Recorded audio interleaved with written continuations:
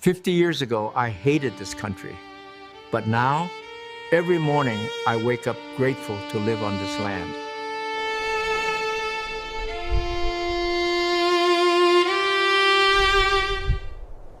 My name is Tony Nguyen. I'm 72 years old now, living here in Westminster, California with my grandchildren. But you know, 50 years ago, I was someone who truly hated this country, America. I know it's hard to believe, but it's true. There was a time when America was, to me, it was the land of betrayers, the people who abandoned us and left. But now, every morning when I wake up, I say a prayer of gratitude that I can live on this land. What happened? How could such deep hatred turn into such deep gratitude? I want to tell you this story. Maybe it will be hard to believe, but this is my real story, what I lived through myself. It started in late 1971. I was just 20 years old, a sergeant in the South Vietnamese Army. I was stationed at a base in Saigon, and I was so proud back then. Every time I looked in the mirror wearing my uniform, my heart would swell with pride. We had American military advisors at our base. When I looked at them, they were really impressive, you know. The latest equipment, systematic training, and most of all, they were full of confidence. I truly believe that as long as we fight together, we can win. Back then, the war was, how do I say this? It was simple to me. We were stopping the communists from invading our homeland, protecting our families, fighting alongside our comrades, risking our lives for what we believed was right, complex politics, international affairs. I didn't know about those things. I thought those were things for the higher-ups to handle. I thought I only needed to do what was in front of me. I had friends there, Ton, Min, and Quang. We lived like brothers, really. When we had to stand guard all night, we would joke around to pass the time. We often talked about what we'll do when the war ends. Tun said he would go back to his hometown and take over his father's rice farm. Min said he would open a small shop in Saigon. Quang wanted to become a teacher. I wanted to be a mechanic. I loved working with machines since I was little. Back then, I really believed that kind of future was possible. The Americans' helicopters and jeeps, radio equipment, it was amazing. I thought, with equipment like this, how could we lose? Sometimes when American advisors taught us how to use new weapons, I felt so secure. I thought with such reliable allies, what do we have to worry about? Looking back now, I think I was too naive. My mother was always worried. Every time she wrote letters, she would write, "Be careful, come home quickly." But I was so confident. Justice was on our side, and we had the powerful American alliance. Sometimes at the base, when we had operational briefings, we would look at maps and often hear, "We are winning." There were occasional attacks from the north, but, well, we believed we could handle them well enough. The Viet Cong weren't even regular army and didn't have proper equipment, so we thought we would win eventually. That's how simple I thought it was. On weekends, when I got leave, I would walk around downtown Saigon. When people saw me in uniform and nodded their heads, I felt so proud. I could feel their eyes looking at me as the soldier protecting us. At cafes with friends, drinking beer, we made plans for the future. Just one more year and the war will be over. Then we can all go home and live normal lives. I believe those kinds of talks would really become reality. Really, I did what I was trained to do, follow orders, protect my comrades, complete the missions given to me. That was the best I could do. Why we were fighting was clear. To protect our families and homeland. Did we need any other reason? Sometimes when shells came from the north or there were guerrilla attacks, I wasn't too worried. We had American support and better equipment. I thought, just hold on a little longer. When I was with my comrades, that was the happiest time. The feeling of trusting and depending on each other, that solidarity toward the same goal was really good. We were simple but full of conviction. Back then, I had no idea that all of this would change soon.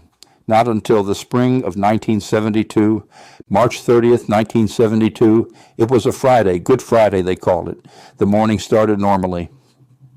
We were having breakfast with my comrades doing routine inspections, and then suddenly the ground shook. It was an explosion, but something was different from usual. It was bigger, closer. At first I thought, the guerrillas are causing trouble again, but urgent voices came through the radio. Massive attack from the north. We see tanks. Tanks? The Viet Cong had tanks. I couldn't believe it. But then, this was completely different from anything we had experienced before.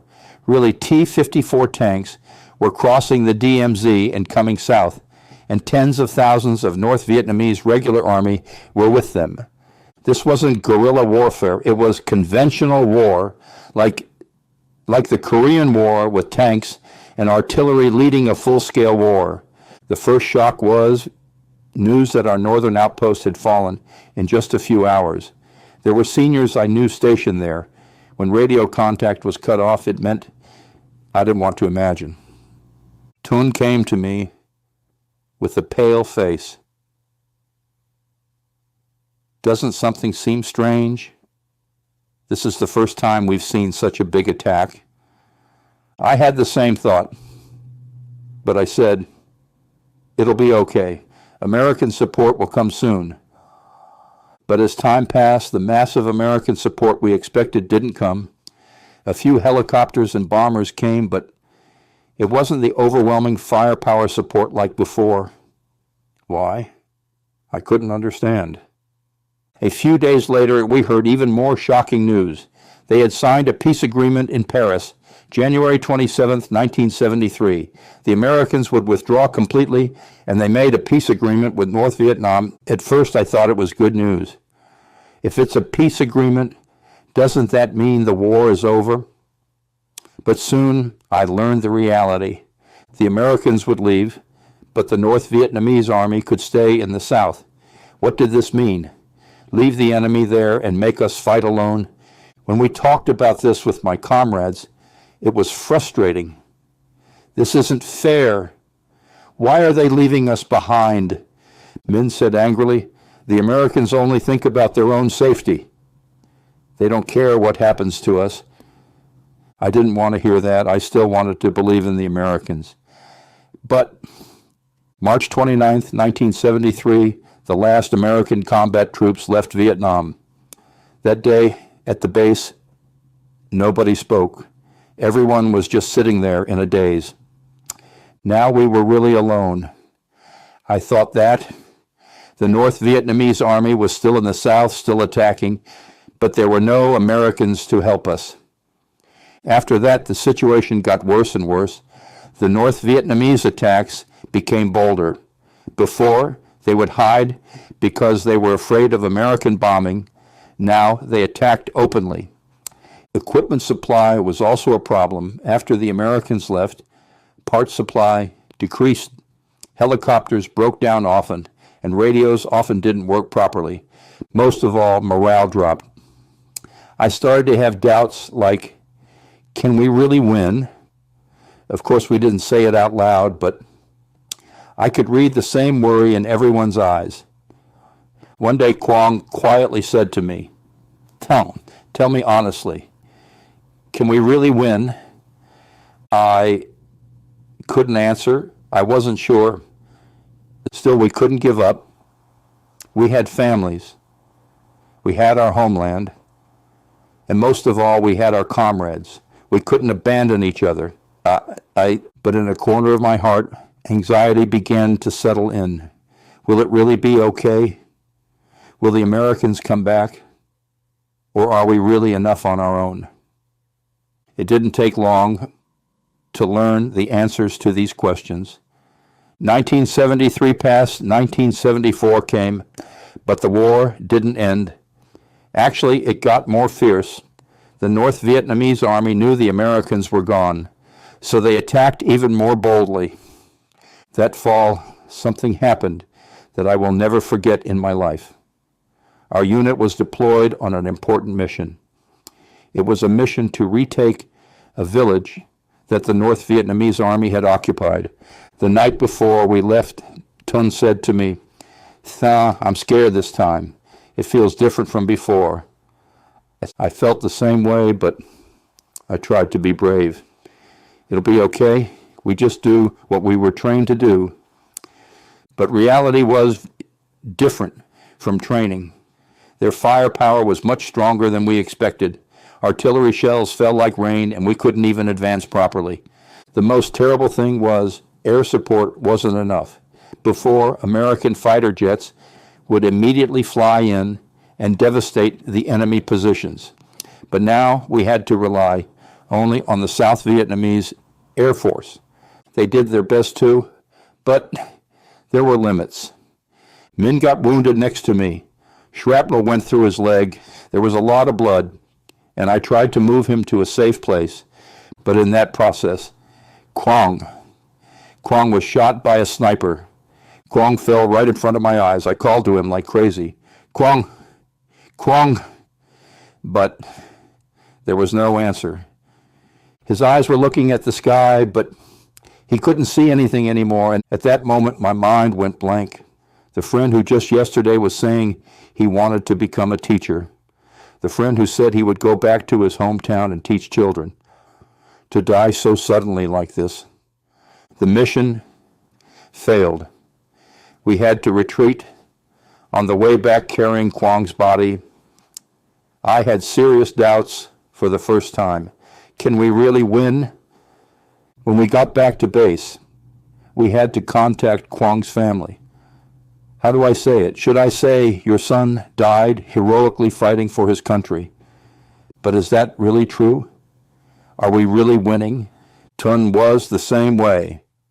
After getting Min medical treatment for his leg, we sat quietly together. We didn't say anything. I didn't know what to say. A few days later, as more bad news came, other units were in similar situations. The North Vietnamese Army's attacks became more organized and powerful, but our support was decreasing. Equipment shortage was serious too. We had to save ammunition because there wasn't enough, and food often wasn't supplied on time. Sometimes we couldn't do maintenance because there were no helicopter parts. Most of all, people's expressions changed. Before, they had confident eyes. Now worry and anxiety were obvious. We didn't say it, but I think everyone was thinking the same thing. The officers were the same way. During briefings, they said, "We are winning," but their voices didn't have the same conviction as before. Rather, it seemed like they were trying to convince themselves. When Min came back from the hospital, he said he would fight again even though he was limping. But in his eyes, there wasn't the same passion as before. Instead, only resignation and duty remained. One day, Tun honestly confided in me, "Thang, I don't think we're going to win anymore, but I can't give up either. I have a family." I felt the same way. I had lost confidence that we could win or lose, but I couldn't run away either. If I thought about what would happen to my family under North Vietnamese rule, it was terrible. So we kept fighting, not with confidence in victory, but with desperate duty, surviving each day, not losing our comrades. That was everything. By the end of 1974, I was no longer the confident young soldier I used to be. I had become someone who knew what war was, what death was, and I realized that survival was more important than victory. But the real test hadn't even started yet. April 30th, 1975, the most desperate day of my life. Early in the morning, we heard explosions. Tan Son Nhut Airport was being shelled. Now it was really the end, I thought. At the base, the final order came down. "Everyone figure it out for yourselves." Yeah, what that meant, everyone knew. No more organized resistance was possible. Tun, Min, and I looked at each other. Was this really goodbye? the friends I had fought with for over 3 years, and did we have to part like this? It was around 11 a.m. We heard tank sounds in the distance. It was the engine sound of T-54 tanks. I had heard that sound countless times, but this time it was coming toward us. And at 12 p.m., I saw the South Vietnamese flag being lowered in front of the presidential palace. The Viet Cong flag went up in its place. It was really over. I realized that everything was over. The surrender broadcast came on the radio. All South Vietnamese military should lay down their weapons and surrender. I didn't want to hear it, but it was reality. At that moment, I thought, I had lost everything. My country, my army, my future, everything disappeared in one moment. I had risked my life fighting for over 3 years, but in the end, I couldn't protect anything. What I was most angry about was America. The people who promised to fight with us had abandoned us and left, watching their helicopters take the last Americans away. I was furious. Traitors! I shouted inside. How could you abandon us and leave like this? Were all the words about fighting together for freedom lies? What about the promise to defend democracy? Tun took off his uniform and said, Thang, let's become ordinary people now. We're not soldiers anymore. I took off my uniform too, but I couldn't take off the anger in my heart. On the streets, North Vietnamese Army soldiers were marching. Watching them full of the joy of victory, I felt humiliated. The people we had tried so hard to stop had now become the masters of Saigon. When I got home, my mother was crying. Thang, what do we do now? I didn't know either. I was really at a loss. A few days later, orders came down from the new government. All former South Vietnamese military had to go to re-education camps. Re-education camps sounded nice, but everyone knew it was basically prison. I decided to escape. If I went to a re-education camp, I didn't know when I could get out, and I was worried about what would happen to my family. I decided to become a boat person. I knew it was dangerous, but there was no other choice. If I stayed in this country, I felt like I would live as a second-class citizen for the rest of my life. The preparation process was hard. Getting a boat was difficult, and preparing the water and food needed at sea wasn't easy. Most of all, leaving my family was the most painful. My mother told me not to go. She said, "Can't you just live quietly here?" But I couldn't do that. I wanted to live freely. My younger sister said she would come with me, but it was too dangerous. Not knowing what could happen at sea, I couldn't put my young sister in danger too. In the end, I decided to leave alone. One dawn in July 1975, I entrusted myself to a small boat at the mouth of the Mekong River. About 40 people got on together, all people in the same situation as me. As the boat went out to sea, the Vietnamese coast got farther and farther away. I didn't know that leaving home could be such a sad thing. When could I come back again? No. Could I ever come back? We spent several days on the sea. We met storms, and there were threats from pirates. But the hardest thing was fear of an uncertain future. Where should we go? Who will accept us? And in a new land, how should we live? These questions kept spinning in my head. But there was one thing I was sure of: my anger towards America.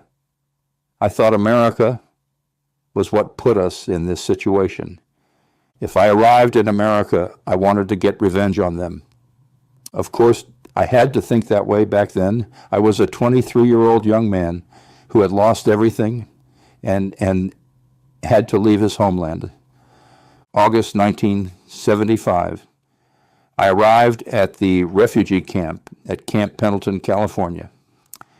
After spending 2 weeks at sea, I was rescued by the Thai Navy, went through refugee camps, and finally made it to America.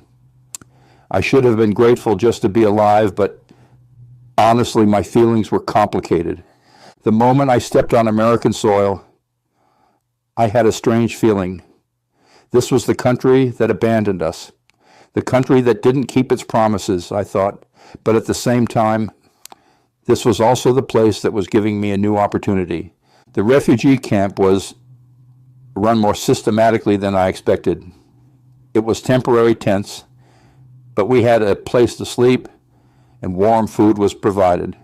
Most of all, it was safe. No sound of artillery shells. No anxiety about dying at any moment. But my heart was still closed. Even when American volunteers tried to help us kindly, I didn't let my guard down. I thought, maybe they're trying to use us too? But then I met an elderly lady named Mary. She was in her 60s and came to the camp every day to help Vietnamese refugees. At first I was suspicious of her too. I thought she must have some purpose.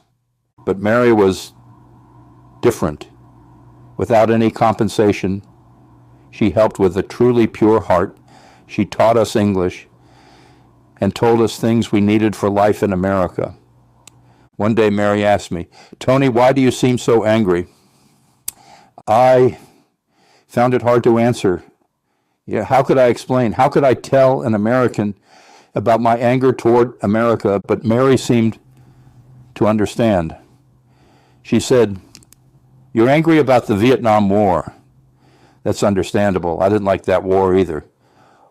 When I heard that, I was a little surprised. I'd learned for the first time that there were Americans who opposed the Vietnam War. Not all Americans had supported the war. Mary told me wars are decided by politicians, but the damage is suffered by young people like you. American boys, Vietnamese boys, it's the same. This perspective was new to me. Until then, I had only thought America versus Vietnam, but I realized there could also be a perspective of politicians versus ordinary people. At the camp, I've also talked with other Vietnamese refugees. There were military veterans like me, and there were civilians. Everyone had their own story. One man had run a small shop in Saigon and said he came as a refugee because he couldn't continue business under the communist regime. I'm not interested in politics. I just want to feed my family. Another person who was a teacher who said he left because he couldn't adapt to the new education system. I want to teach freely, being told to only teach what's decided. That's not education. Listening to these stories, I realize we all left our homeland for different reasons, but ultimately we came looking for freedom. 3 months later, I left the camp and settled in Los Angeles. With settlement support, money provided by the government, I started a new life. At first, language was the biggest problem. I could speak a little English, but English used in daily life was different. Going to the bank or finding an apartment was difficult. Finding a job was not easy either. In Vietnam, I was a soldier, but no experience was recognized here. In the end, I started with odd jobs at an auto repair shop, but while working, I gradually understood American society. The shop owner was Italian American, and he said his grandparents were immigrants. My grandfather also came from Italy with nothing. You can do it too. Among my co-workers, there were Mexican Americans and African Americans. They all had their own immigration history or difficulties. I wasn't the only foreigner. While learning the work, I gradually regained confidence. My love of working with machines from Vietnam helped here too. Every time I was praised for being skillful, I felt proud. After a year, I felt some changes. I still had complicated feelings about America, but at least I was confident I could live in this society. Most importantly, hope grew. In Vietnam, I couldn't see the future, but here it seemed like something could change if I worked hard. But the real change hadn't even started yet. It was 1982, 7 years after I came to America. During that time, I worked hard at the repair shop and got married too. My wife was also a Vietnamese refugee. We met in 1978 and got married, and our son David and daughter Lisa were born. The children were born in America, so they were complete Americans. English was their native language, and they grew up in American culture. When I looked at the children, I felt complicated emotions. I was happy, but at the same time a little sad. In November 1982, I heard news that the Vietnam War Memorial was completed in Washington, D.C. It was the black granite wall with the names of all the fallen American soldiers carved on it. At first, I wasn't interested. I thought, what's important about a memorial just for American soldiers? But my wife suggested we go see it once. We were part of that war too. In spring 1983, we went to Washington as a family trip. The moment I saw the Vietnam War Memorial, I was speechless. Looking at the names of more than 58,000 people carved on the black wall, suddenly my heart swelled up. They must have been young people the same age as me. They also had dreams, had families, and wanted to go back home. I saw people crying in front of the wall. They were probably families of fallen soldiers, mothers, fathers, siblings, lovers. Their grief was transmitted to me too. Then an old man approached me. "Were you in Vietnam too?" I nodded. "I was South Vietnamese Army." The old man introduced himself as an American veteran who served in Vietnam in 1968. "I fought together with you guys. You were brave soldiers." I was surprised to hear that. I learned for the first time that Americans thought of us that way. All this time I thought Americans just used us and then abandoned us. The old man continued talking. We also went following orders. It was politicians' decisions, not our personal choice. You guys must have been the same. That night, I couldn't sleep in the hotel. My mind was complicated. The thoughts I had been holding began to shake. The American soldiers were also young people like me, and they also participated in the war following orders. Their leaving Vietnam was also not personal betrayal, but a political decision. When I got home, I talked with my children. David asked, "Dad, is America a bad country?" I couldn't answer, "Is it really?" A few months later, David brought homework about the Vietnam War from school. He asked for my help. How should I explain it to my son? I looked back at the war objectively for the first time, thinking from America's perspective and from North Vietnam's perspective and also from our South Vietnam's perspective. And I realized that in war, good and evil aren't clear. Everyone fought for their own reasons, for what they believed was right. In 1985, the shop owner retired and transferred the shop to me. "Tony, you're the most trustworthy person." When I heard that, I was really moved. I became the owner of an auto repair shop. I became a Vietnamese person doing business in America. It was like a dream. Who would have known that someone who came as a boat person would become like this? As business went well, we moved to the little Saigon area, Westminster, where many Vietnamese Americans live. There I met a new community. Among the people I met at church, there were many people in the same situation as me. There were former South Vietnamese Army, and there were civilians. Everyone had their own pain, but at the same time they were nurturing new hope. The pastor was Korean American and understood the difficulties of immigrants well. God guided you to this place. He gave you new opportunities. Hearing those words, my thinking began to change.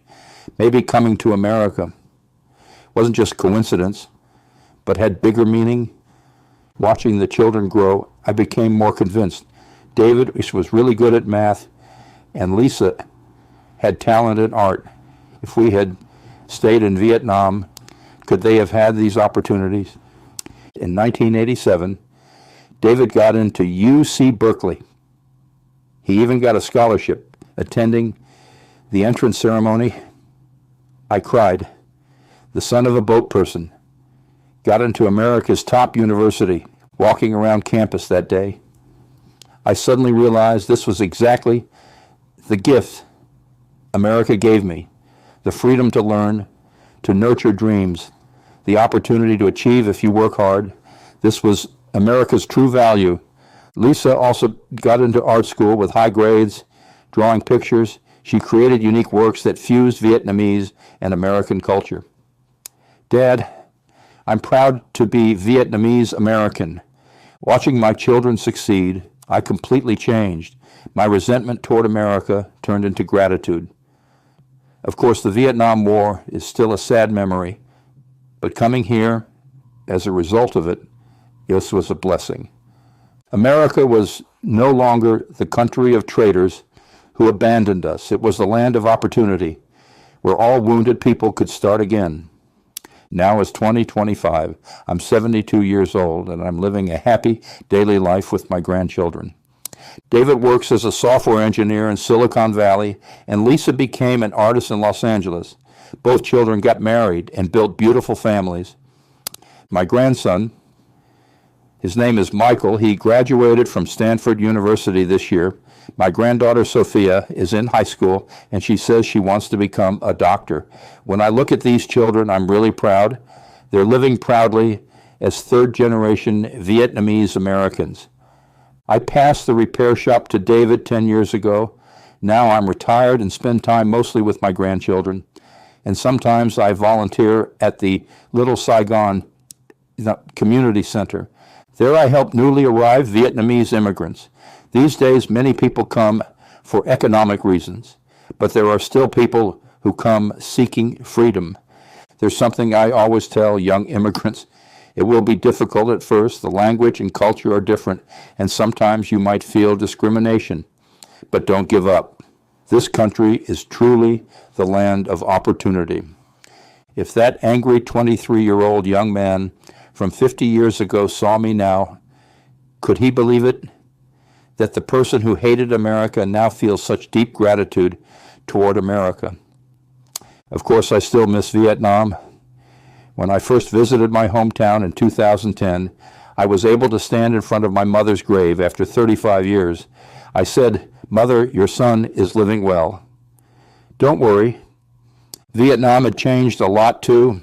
The economy developed and people's lives improved. The young generation was more interested in the future than the war. I think that's also a good change. But my home is now completely America. After living here for 50 years, my roots are too deep. My family is here, my friends are here, and all my memories are here. Every November, I visit the Vietnam War Memorial. Standing in front of that black wall, I pray for the fallen American soldiers, and I also pray for all the people who died in Vietnam. I also pray for my friend Quang, who died in the war. Quang, I survived, and I lived a good life. I didn't become the teacher you dreamed of being, but instead I'm teaching young immigrants. At church, I often talk about peace and reconciliation. Hatred only hurts ourselves. Forgiveness is not for others, but for ourselves. Among young Vietnamese Americans, there are still people stuck in the past, people who have anger toward North Vietnam, complex feelings toward America. To those people, I say this: we can't change the past, but we can create the future. For our children, we must build a better tomorrow. These days, there's a lot of political conflict in America, too. There's also resentment toward immigrants and racial problems. But I still believe in this country. Even with difficulties, I think it's a country that can overcome them. Because I myself am proof of that. A refugee from an enemy country could succeed like this. My children can live as proud Americans like this. Sometimes in the evening, I sit in the backyard and look up at the sky. I can see the same stars here that I saw in Vietnam. There may be borders, but the sky is one. Whenever I do that, I think, life is really amazing. At 23, I thought I had lost everything. But actually, it was the beginning of being able to gain everything new. What America gave me wasn't just a safe life, the right to dream, the opportunity to challenge, and most of all, it let me learn how to forgive. Now, every morning when I wake up, I say a prayer of gratitude for letting me live on this land, for letting me protect my family, and for letting me change hatred into love. I hope my story gives someone hope that even in the darkest situations, a new beginning is possible, that resentment and anger can someday turn into understanding and gratitude. I am Tony Nguyen. I was born in Vietnam, but I was reborn in America, and now I am a proud American.